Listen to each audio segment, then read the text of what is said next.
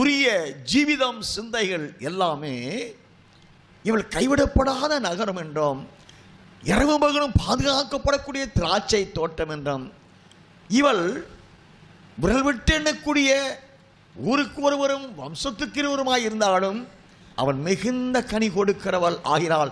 அவளை நான் இரவும் பகலும் நான் காவல் செய்வேன், காத்துக்கொள்ளும் சொல்லி எசையா 27 அதிகாரம் 2-3 வசனங்களில் வாசிக்கிறோம். The city not forsaken and the one who gives the good fruits is called to become the daughter of Zion. For this vineyard the Lord will keep on protecting according to Isaiah 27 verse 2. சமயத்தை நான் கருத்தில் கொண்டு